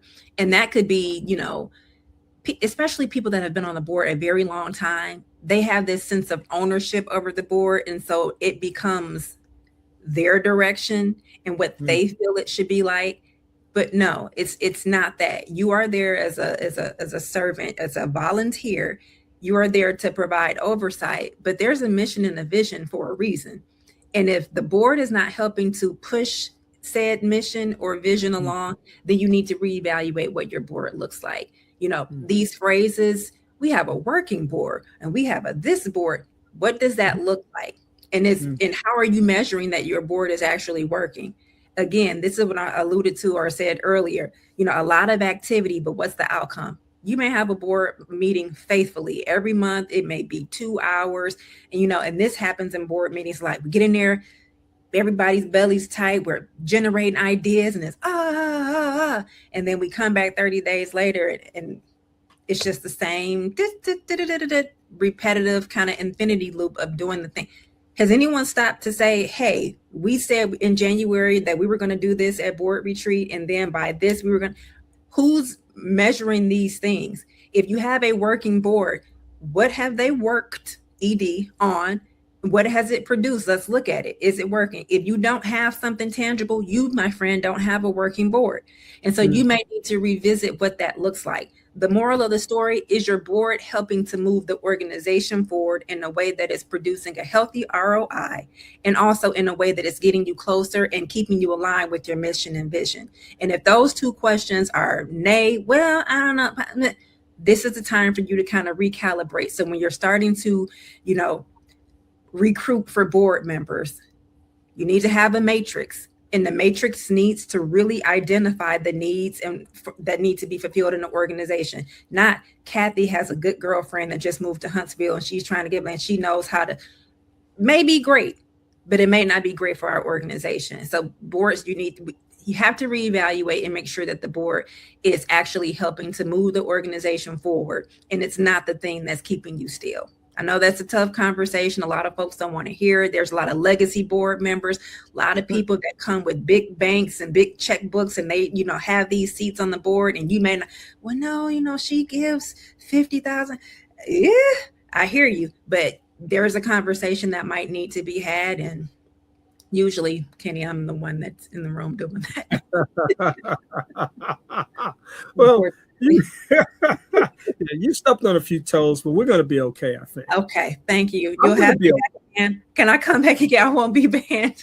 No, I'm okay. I'm a little concerned about that tomato juice, but that's all right. All right. If you see me in the community, just bring some Tide stick, and I'll be okay. You got about 3.5 minutes to give us that last one, but I know you can do it. Okay, so the last one, and again, this should probably be number one as well, but culture and capacity is what this one is related to.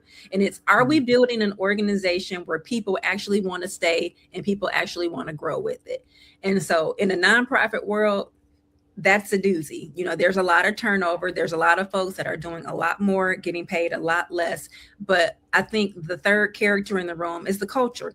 A lot of times people will sacrifice pay. People will sacrifice a couple of things. And I apologize. Of course, the people that are doing the landscaping are at my door now.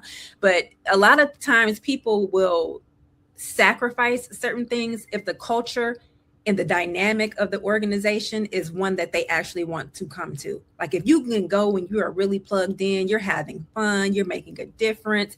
Those endorphins from actually seeing ideas come from ideation to fruition and seeing the people that you actually help. People stay into the things much longer than they anticipated to because of the feeling. People remember how they feel. And a lot of times that can overcompensate for other things where you can't compensate. What type of healthy work-life balance are you giving your employees? You may not be able to pay them financially more, but you might be able to give them a little bit more, fluidity and flexibility when it comes to time off, or when it comes from, I hate to say it, but hybrid work. There are other things that you can do. A culture where you actually have meetings where you check in, not where it's, we gotta go and we got, when it's that robotic and people don't want to come, that's a surefire way that it's not going to work. But a culture where you actually check on people, Kenny, I will say it over and over, where you check on people first, where people are actually valued, their time, their presence, their ideas, where they're heard and seen and felt. People remember that. And so as a leader, if you're not setting the tone for that type of culture where people can, come in and feel like they belong there, it's not going to work, especially in a nonprofit space. Yeah, that is, you could probably roll that off into a completely different experience and conversation. That's its own topic. Yep. Yeah. Wow. That is rich. And like you said, to me, any one of them could have been first. Yeah. A message from me and all of that is you prioritize any one of those five any way you need to in your organization. Organizations, small, medium, large, are all going to operate differently, but they all need these essential qualities and characteristics of a mid-year evaluation. And that's Tenesha's message this afternoon.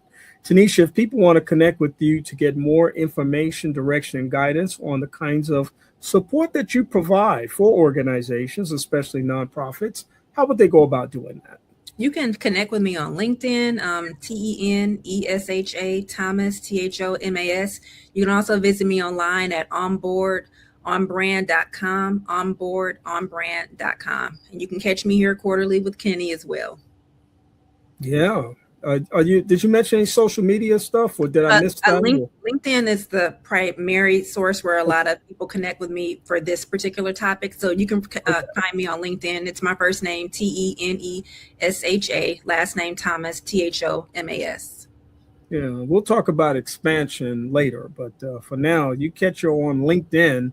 Yeah, that's about as good a spot as any. And I tell people, if you're serious about business, you need to be on LinkedIn. You need to be on LinkedIn. No judgment if you're not, but if you're serious about business, you need to be on LinkedIn. It's the place to be. And I have some other socials, but we're not going to talk about business or this there. So there's no need for me to share that unless you just want to see like random stuff or me at the gym. If you're into that type of thing, so be it. But if you won't, we won't talk about that. I try to keep. Well, they're looking now. They're looking. Try to keep it balanced there. There's a page if you want to go there, but for the most part, where you really kind of get in here and get this type of information, come join me in the space of LinkedIn. Y'all go over there and check Tenesha out. She's ready to talk to you and be able to provide the support that you need, just as witnessed in this conversation that we've had today. Look forward to our next conversation, Tenesha. Same. I know you're going to cook up a great conversation for us. Looking forward to it, Kenny. Thank you as always for having me. All right. Take care. You too.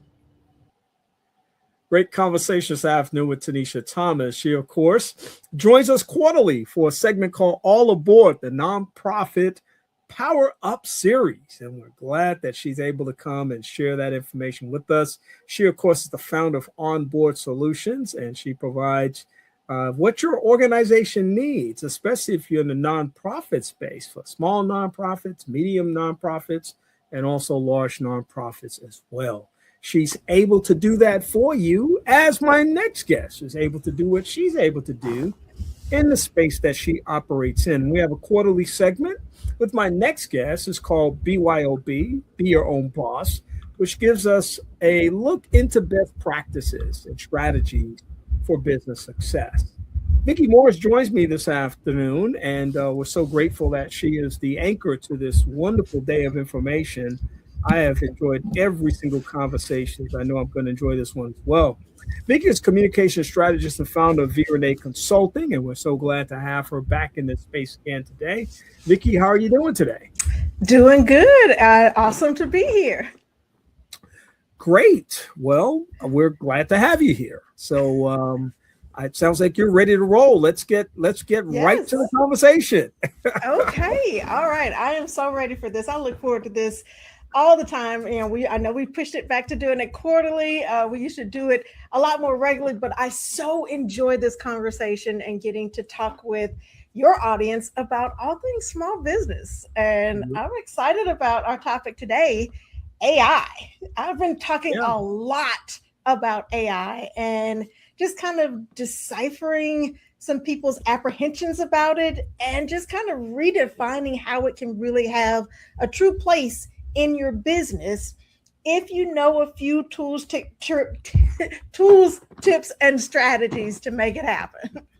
Well, we're looking forward to you sharing what you have called from this very, I think, important landscape that we're in right now, and the ways in which people come to this stuff and the way they try to navigate it, all of the many messages that are out there about it right now, the multiple options that are available right now. Yeah.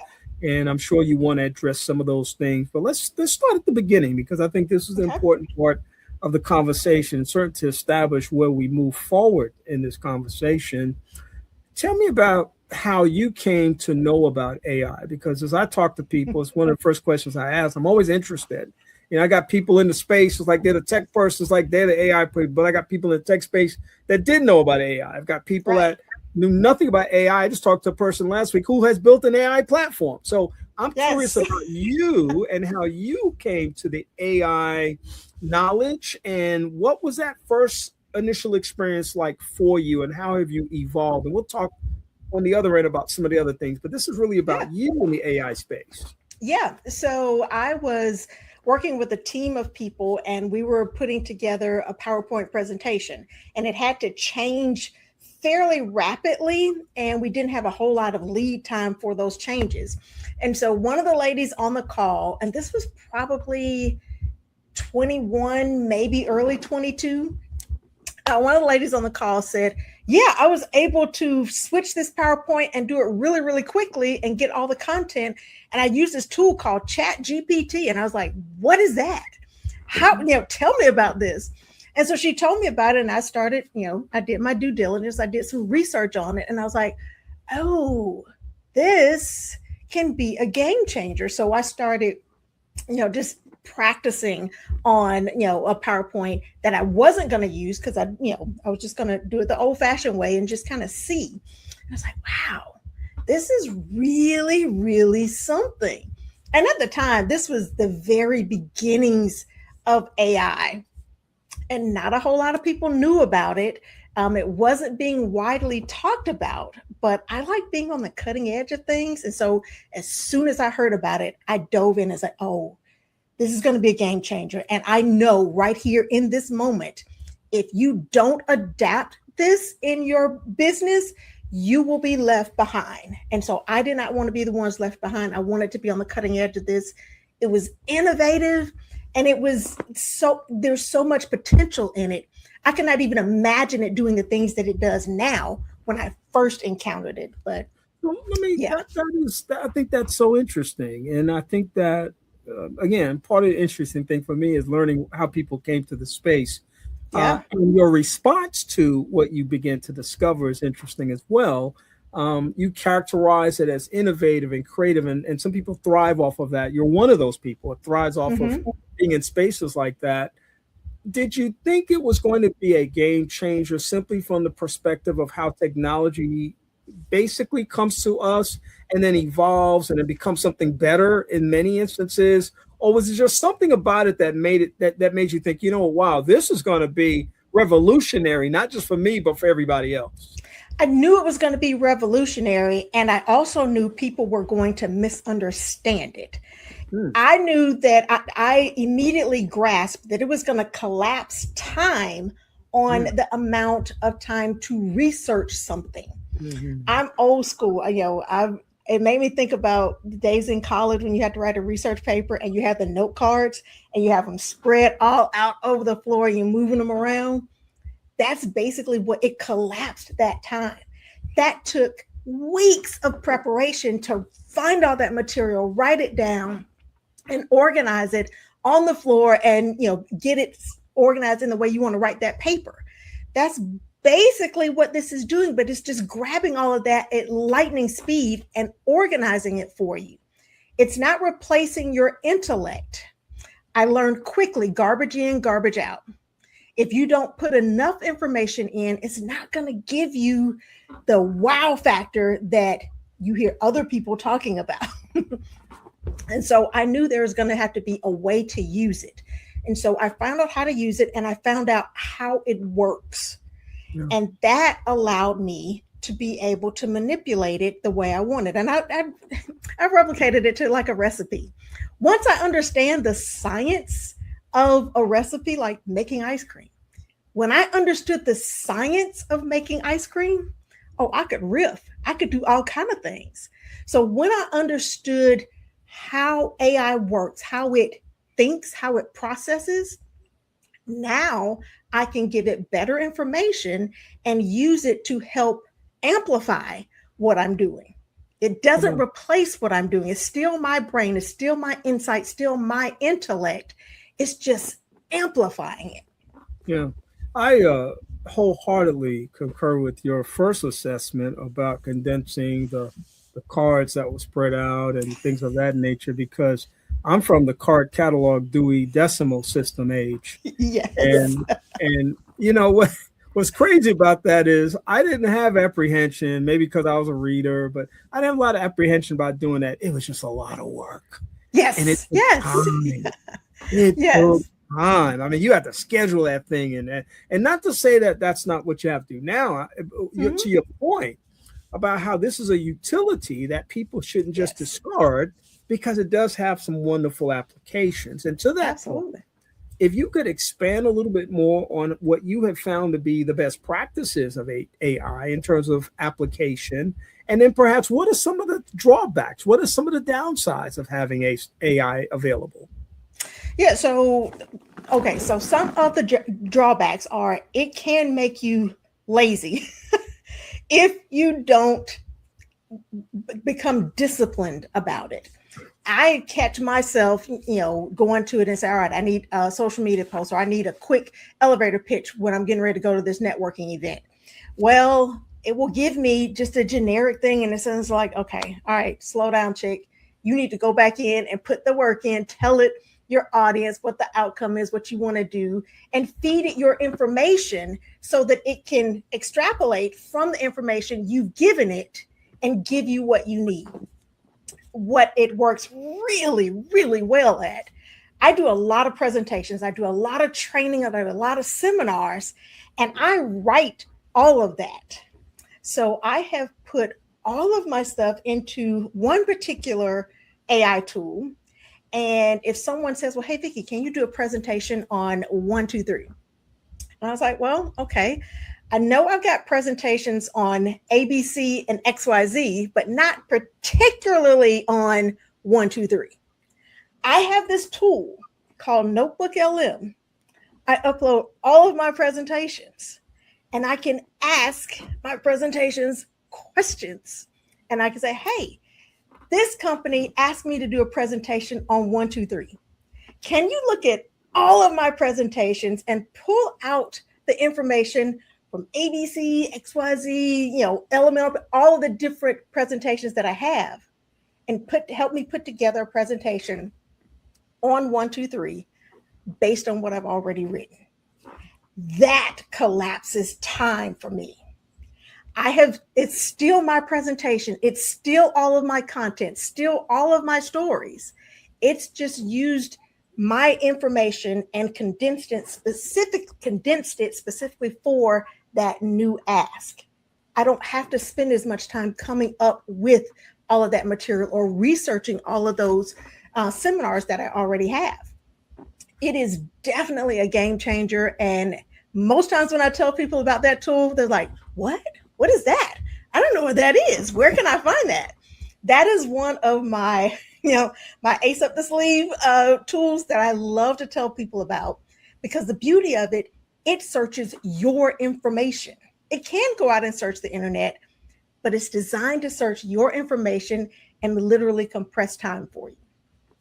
So one of the interesting areas of AI that I've heard some resistance in, and when I say resistance, that may be too hard of a word, but I've heard some academic instructors who are really concerned about the quality of the academic space and the integrity of the academic space from students who become too AI dependent and are building tools to sort of snuff them out and figure out who wrote their thing totally in AI and who, all of that stuff. They probably have an anti-AI, anti-AI device that somebody will develop at some point that will just constantly try to do that. But that's one of the big areas that I've heard people kind of talk about. I've heard it really kind of applied to people in the faith community as well. And anytime you're writing and anytime you're publishing, this, of course, is going to be one of the areas that people are going to scrutinize a little bit more than others. But to your point, once again, if it's your words, if it's your thoughts, if it's your writing, you shouldn't have much to be concerned about. And what you're suggesting is that AI only enhances the process by giving you time back and being able to organize and things of that nature. Is that right? Right. Yes. So I look at it, if I write a book and I have a publisher, they're going to require me to have an editor or 2 or 3 or 6 look at that work. AI is simply helping me edit that, making sure that my points are aligned with the goal, that my points are aligned with my audience, that I am addressing issues that my audience is actually facing. So I use AI as a research tool. People know my writing style, my teaching style, and how I deliver that information. So if I show up with something completely written in AI and none of my brain activity has contributed to it, people will know that. That's not being authentic. I'm using AI as an amplifier. Like I said at the beginning, garbage in, garbage out. If I don't take the time to feed AI what I need to feed it so that it can help amplify what I'm doing, I'm just going to sound like everybody else and just be white noise, nothing special. One of the things that I like to help people figure out is, what are your 5 uniques?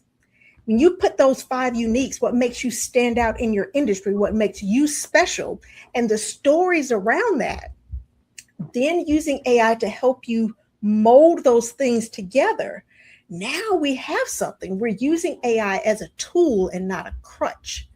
And, for students, I think that it is something we need to figure out how we can teach students how to use AI responsibly. Because if you're going into business in the real world, you're going to be faced with that. You've got to know how to use the tools responsibly and effectively so that it enhances what you're doing.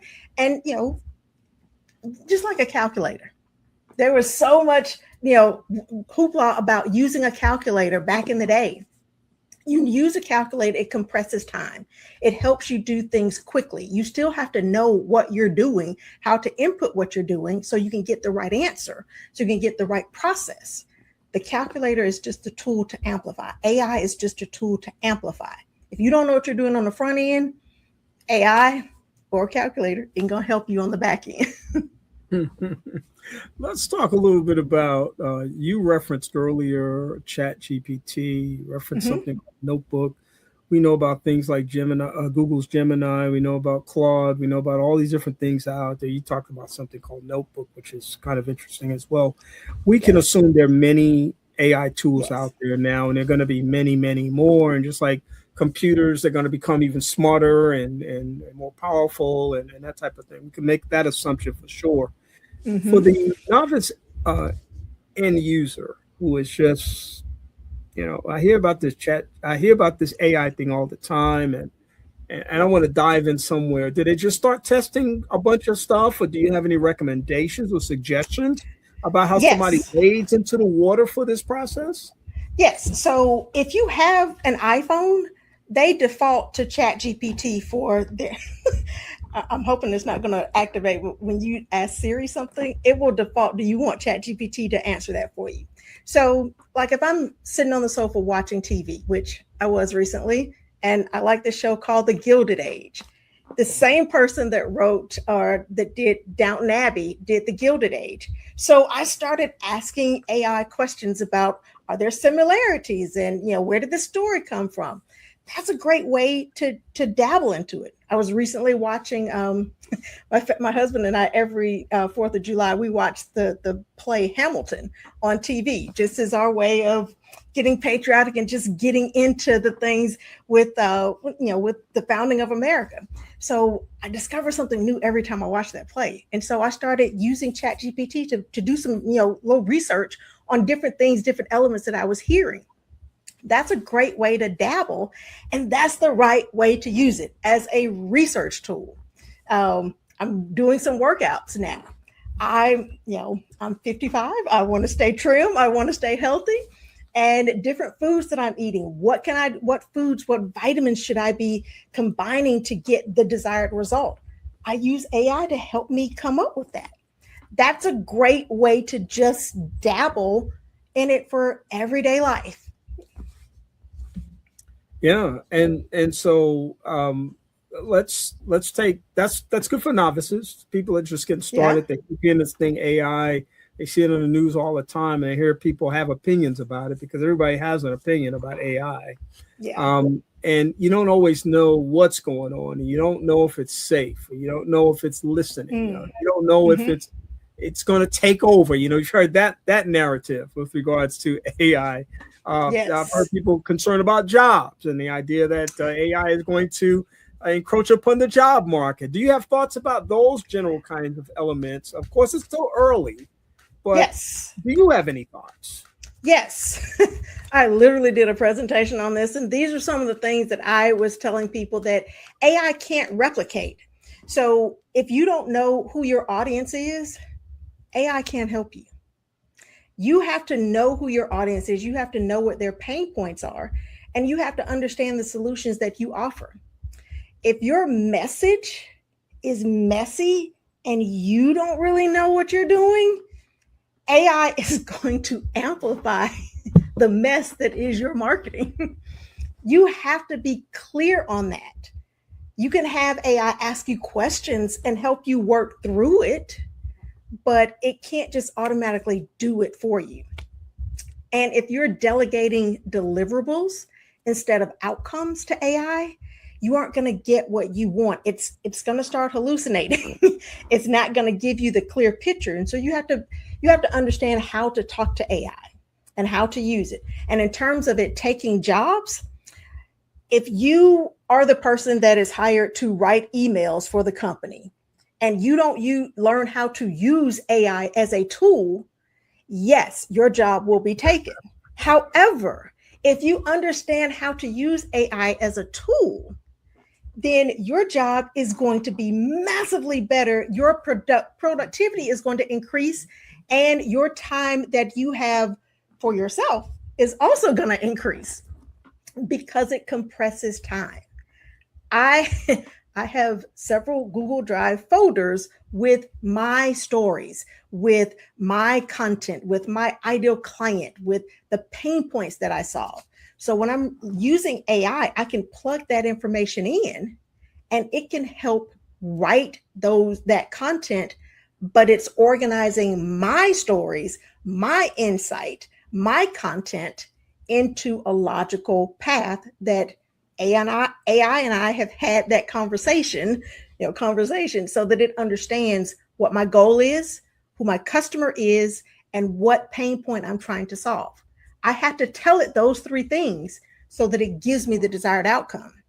If you're good at your job, you know those three things and you know how to manipulate that data. AI is going to replace repeatable tasks. So we've all got to level up on how we're researching. Make yourself more valuable to the company. Read the tea leaves. If you see that they are looking for, a business owner is always looking for efficiency. If you are not being efficient in the way you are managing your job, you will be eliminated whether AI is coming or not. As a business owner, it's all about efficiency. So you've got to be able to take that on. And if you just crying boo-hoo, AI is going to take my job, and you just sitting there, boo-hoo, AI is going to take my job, yeah, it's going to take your job.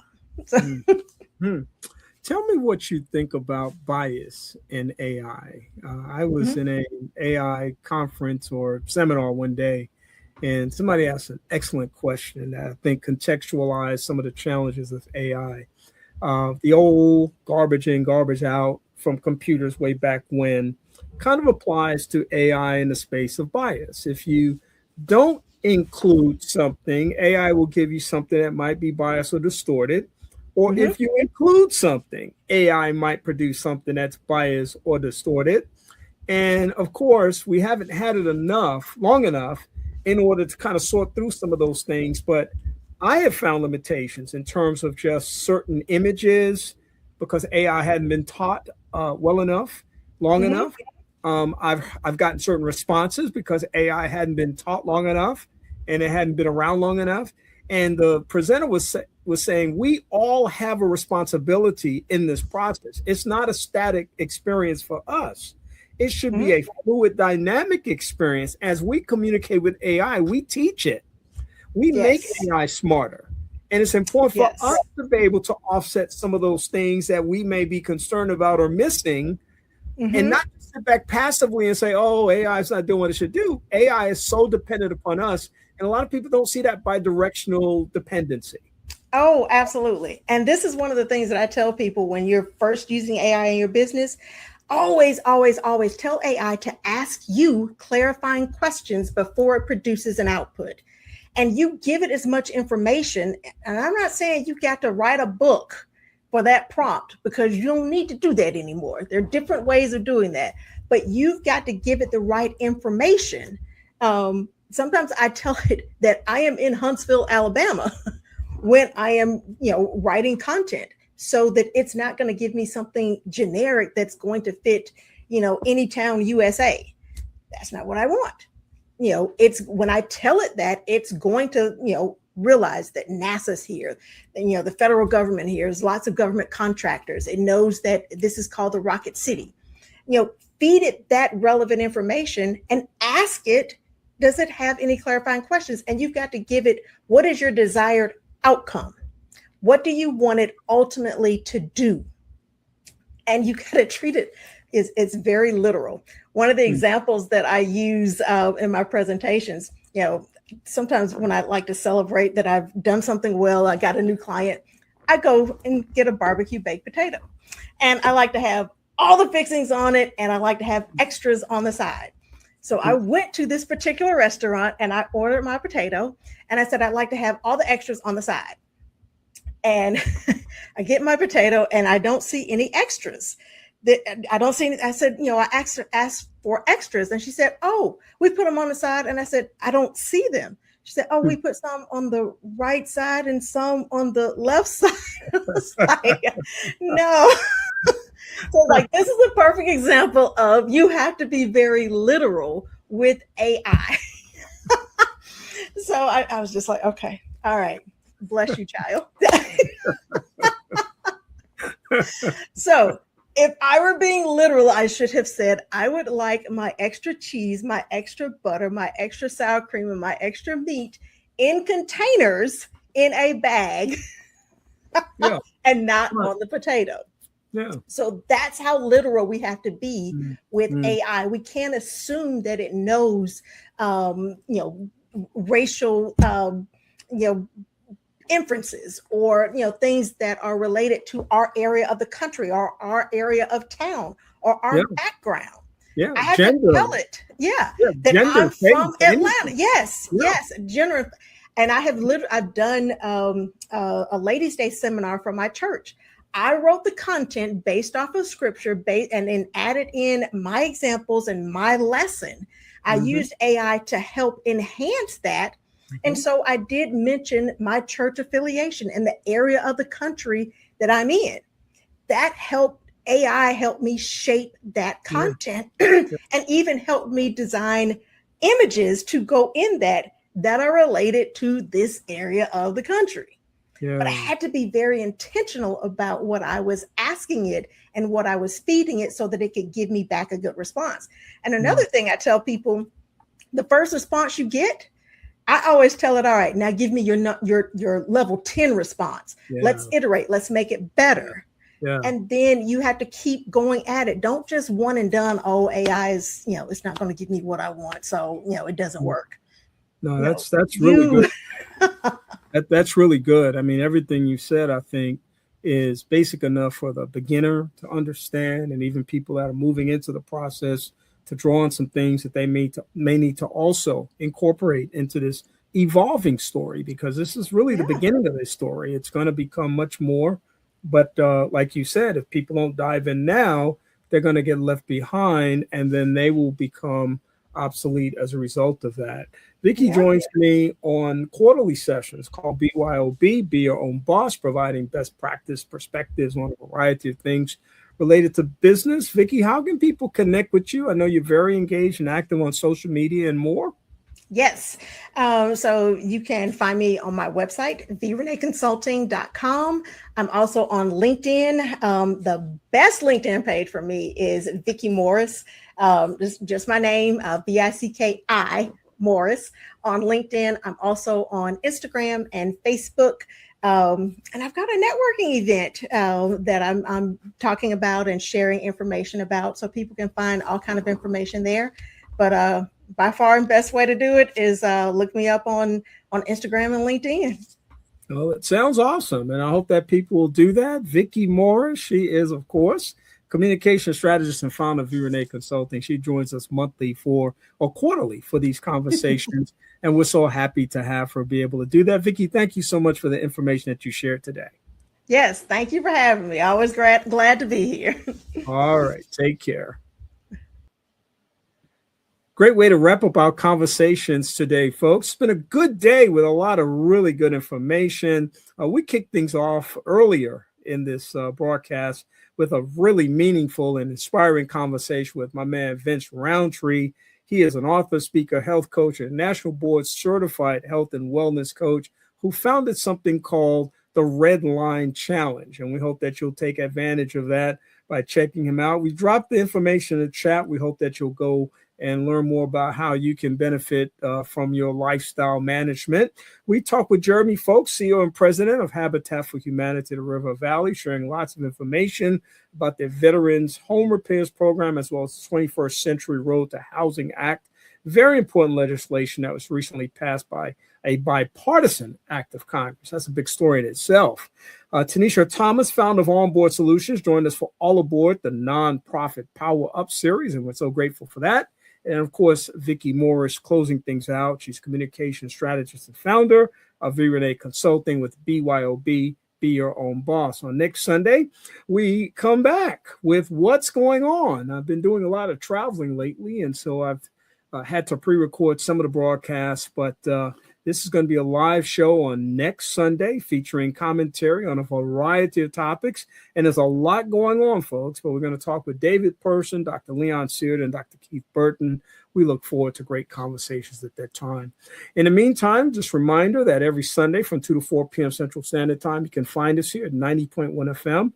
You can find us on the internet at wjou.org, and we live stream every Sunday at Praise 90.1 FM on Facebook as well as YouTube. I hope that you have a great rest of the week. And remember, as always, that knowledge is better, and I might say extraordinarily better than riches. Now have a good afternoon, and I'll talk to you again next week. Thank you for tuning in to Second Chance.